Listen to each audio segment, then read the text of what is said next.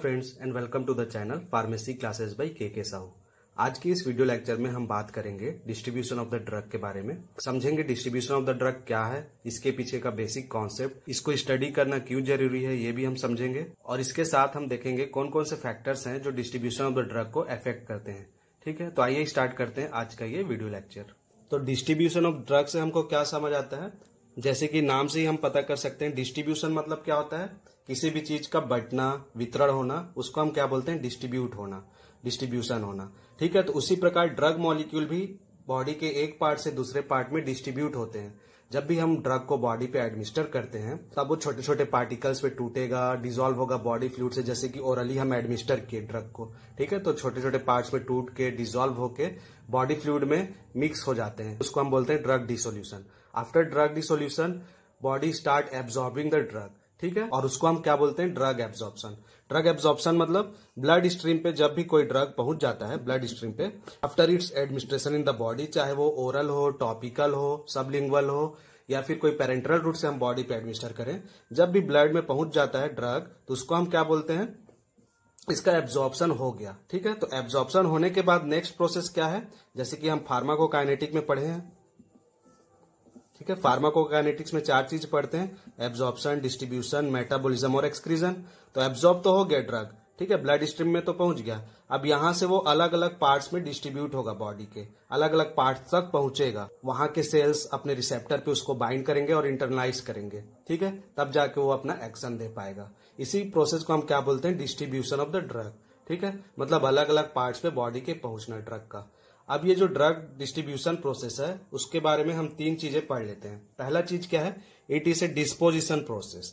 Disposition process का मतलब क्या है, एक जगह से दूसरी जगह पोजीशन मूव हो रहा है, मतलब ड्रग का पोजीशन एक जगह से ब्लड से जाके वो सेल में जा रहा है। ठीक है, सेल पे जा रहा है तो उसको हम क्या बोलेंगे, डिस्पोजिशन हो रहा है ये।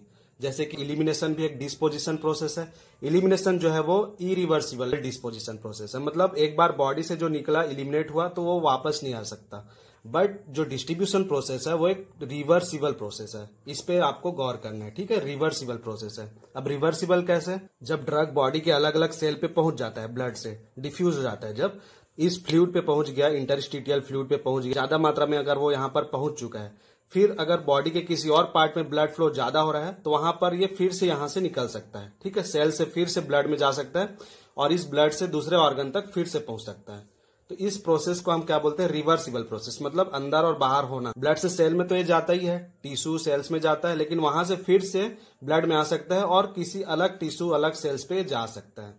ठीक है, इसलिए ये क्या है, रिवर्सिबल प्रोसेस है, इसको हमको ध्यान देना है। इलिमिनेशन एक इरिवर्सिबल प्रोसेस है, इरिवर्सिबल डिस्पोजिशन प्रोसेस है। बट जो डिस्ट्रीब्यूशन है वो एक रिवर्सिबल डिस्पोजिशन प्रोसेस है, अंदर बाहर फिर से हो सकता है। सेल के पास गया, फिर वहां से निकल के फिर से ब्लड में आ सकता है और ब्लड से दूसरे सेल तक के जा सकता है। इस प्रोसेस को हम रीडिस्ट्रीब्यूशन भी बोलते हैं। ठीक है, रीडिस्ट्रीब्यूशन मतलब डिस्ट्रीब्यूट तो हो गया है, देन अगेन वो रीडिस्ट्रीब्यूट होगा, तो इसको हम डिटेल में बाद में बात करेंगे। देन इसके बाद थर्ड पॉइंट है डिस्ट्रीब्यूशन से जुड़ा, वो क्या है, ये पैसिव प्रोसेस है। सिंपल पैसिव डिफ्यूजन होता है ड्रग का। पैसिव प्रोसेस जैसे कि मैंने अपने पहले वीडियो लेक्चर पे इसको एक्सप्लेन किया हुआ है, वहां पर आप जाके देख सकते हैं। पैसिव प्रोसेस मतलब क्या होता है, हायर कंसेंट्रेशन से कोई भी जब मूवमेंट होता है, हायर कंसेंट्रेशन से लोअर कंसेंट्रेशन की ओर, ठीक है, उसको हम क्या बोलते हैं, पैसिव डिफ्यूजन प्रोसेस, सिंपल या फिर सिंपल पैसिव डिफ्यूजन। ठीक है, हायर कंसेंट्रेशन से लोअर कंसेंट्रेशन की ओर जब मूव करता है, और इस प्रोसेस के लिए हमको कोई एनर्जी का रिक्वायरमेंट नहीं होता, एटीपी वगैरह की रिक्वायरमेंट हमको नहीं होती इस पे, जैसे कि एक्टिव ट्रांसपोर्ट प्रोसेस में हमको एनर्जी का रिक्वायरमेंट होता है। ठीक है, तो एक सिंपल पैसिव डिफ्यूजन प्रोसेस है। ड्रग अपने हायर कंसेंट्रेशन, जो ब्लड में हायर कंसेंट्रेशन है, वहां से लोअर कंसेंट्रेशन की ओर मूव करने का प्रोसेस है। और ये distribution process, simple passive diffusion process कब तक चलता है, जब तक इक्विलिब्रियम अटेंड ना हो जाए। ठीक है, तो ये एक कंसेंट्रेशन ग्रेडियंट प्रोसेस है, कंसेंट्रेशन ग्रेडियंट प्रोसेस भी बोल सकते हैं हम इसको। और अगर हम इसका डेफिनेशन की बात करें तो ये सिंपल एक लाइन है, मैं बोलना चाहूंगा यहाँ पर, it is the reversible transfer of the drug between the blood and extravascular fluid. ठीक है, जैसे कि हमने पढ़ा, रिवर्सिबल ट्रांसफर हो रहा है ड्रग का बिटवीन द ब्लड। यहां पर मैं एक बार और ड्रॉ कर देता हूं ये डायग्राम। ठीक है, ये अगर ब्लड है, यहाँ पर ड्रग मॉलिक्यूल्स है इस प्रकार के, तो यहाँ पर ब्लड और एक्स्ट्रावस्कुलर फ्लूइड के बीच जो ट्रांसफर हो रहा है ड्रग का, उसी को हम बोलते हैं डिस्ट्रीब्यूशन। अब ये एक्स्ट्रा वस्कुलर फ्लूइड का मतलब क्या है, वस्कुलर का मतलब क्या है? वस्कुलर का मतलब होता है वेसल्स, ठीक है, vessels, blood vessels. Blood vessel के बाद जो कोई भी बचता है उसको हम क्या बोलते हैं? Extra vascular fluid. ये क्या है? वस्कुलर फ्लूइड है। ब्लड के अंदर जो फ्लूइड रहता है उसको हम क्या बोलते हैं? Vascular fluid. जो ब्लड है, प्लाज्मा है, ये सब क्या है? Vascular fluid. अब एक्स्ट्रा वस्कुलर फ्लूइड मतलब अगर ब्लड से बाहर निकलता है कोई भी चीज है तो यहां पर भी फ्लूइड होते हैं। जो सेल्स होते हैं, एक तो सेल के अंदर फ्लूइड होता है इंट्रा सेलुलर फ्लूइड, जो सेल के अंदर रहेंगे इंट्रा सेलुलर, और जो सेल के बाहर है यहां पर भी जो फ्लूइड है, ठीक है, यहां पर जो फ्लूइड है उसको क्या बोलेंगे? एक्स्ट्रा सेलुलर फ्लूइड, ठीक है। एक्स्ट्रा वस्कुलर फ्लूइड से आप कंफ्यूज मत होना, एक्स्ट्रा सेलुलर फ्लूइड है ये। सेल के बाहर जो फ्लूइड है, ठीक है, उसको हम क्या बोलते हैं? Extra cellular fluid. और इस एक्स्ट्रा सेलुलर फ्लूइड को हम इंटरस्टिशियल फ्लूइड भी बोलते हैं, ठीक है। तो ब्लड और एक्स्ट्रा वस्कुलर फ्लूइड के बीच में ट्रांसफर हो रहा है जो ड्रग का, जो कि रिवर्सिबल प्रोसेस है, उसको हम क्या बोलते हैं? Distribution of the drug. Simple है। अब ये जो डिस्ट्रीब्यूशन ऑफ द ड्रग है उसका रोल क्या है, इसको जानने से हमको क्या क्या चीजें पता चलती है, मतलब इसका इंपॉर्टेंस क्या है, ठीक है, ये हम देख लेते हैं। पहला चीज, इससे हमको ऑनसेट ऑफ एक्शन पता चलता है। ऑनसेट ऑफ एक्शन मतलब क्या होता है? कोई भी ड्रग जब बॉडी पे एडमिनिस्टर करते हैं हम, ठीक है, यहां से लेके एडमिनिस्ट्रेशन से लेके उसका जब एक्शन स्टार्ट होता है, ठीक है, ये टाइम जो होता है एडमिनिस्ट्रेशन से लेके एक्शन तक, ठीक है, administration of the drug to its action, इसको हम क्या बोलते हैं? Onset of action. तो ऑनसेट ऑफ एक्शन पता चलता है इससे। कैसे पता चलता है? अगर अच्छे से डिस्ट्रीब्यूट हुआ है, बॉडी के अलग अलग पार्ट्स पे गया है वो, तो उसका ऑनसेट ऑफ एक्शन जो है वो क्विक होगा, मतलब तुरंत एक्शन देगा अपना जो भी ड्रग है। और अगर डिस्ट्रीब्यूट अच्छे से नहीं हुआ है, बॉडी पे अलग अलग पार्ट्स पे नहीं पहुंचा है, तो उसका ऑनसेट ऑफ एक्शन स्लो होगा, ठीक है। तो इससे हम ऑनसेट ऑफ एक्शन पता कर सकते हैं मोटे तौर पे। देन इसके बाद हम क्या करते हैं? इंटेंसिटी ऑफ एक्शन भी हम इसको पता कर सकते हैं ड्रग का। इंटेंसिटी मतलब कितने पीक लेवल तक ड्रग अपना एक्शन देगा।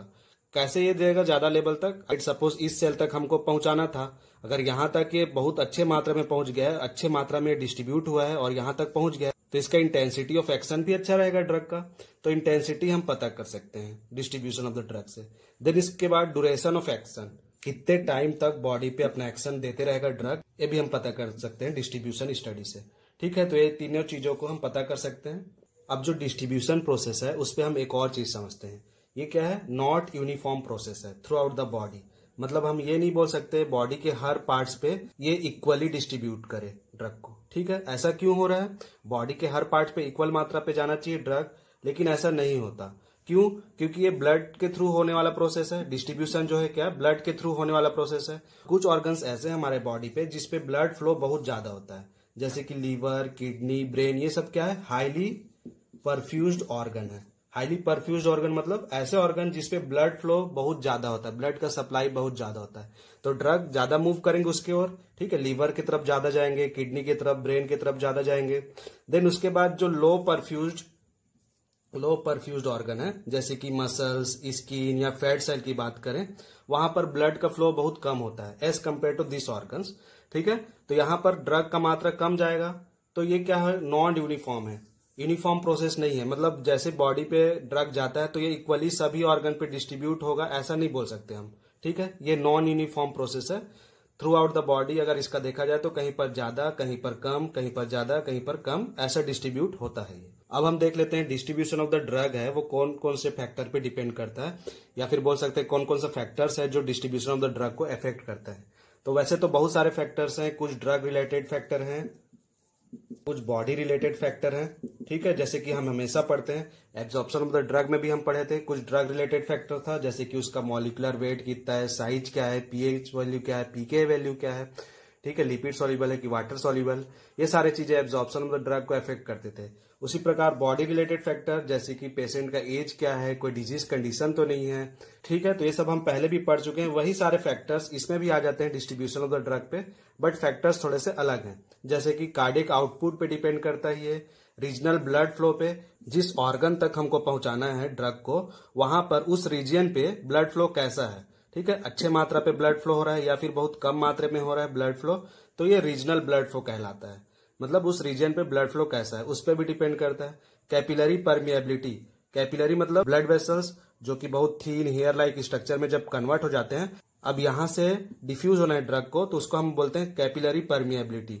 तो ये कैपिलरी परमिएबिलिटी किस टाइप का है उस पर भी डिपेंड करता है। टिश्यू का वॉल्यूम कैसा है, मतलब टिश्यू छोटा है या फिर बहुत बड़ा है टिश्यू, ऑर्गन जो है, ठीक है, कौन से सेल से बना है, कैसे सेल से, सेल के बीच जो स्पेस है वो कितना है, और सेल के जो पोर्स हैं वो कौन से साइज के हैं, ठीक है। कुछ सेल ऐसे भी होते हैं जिसके पोर साइज बहुत छोटे होते हैं, जैसे कि ब्रेन के जो सेल्स होते हैं उसके पोर साइज बहुत ही कम होते हैं। बट अगर हम बात करें लीवर और किडनी का तो उसका पोर साइज जो है वो बड़ा होता है, ठीक है।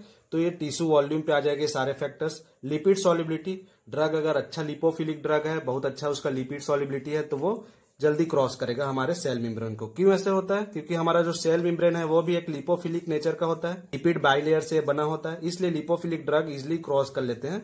हमारे ब्लड वेसल से भी ये इजिली डिफ्यूज हो जाते हैं और यहाँ पर ये जाके सेल पे भी अच्छा से एब्जॉर्ब हो जाते हैं, ठीक है। उसके बाद है प्लाज्मा प्रोटीन बाइंडिंग।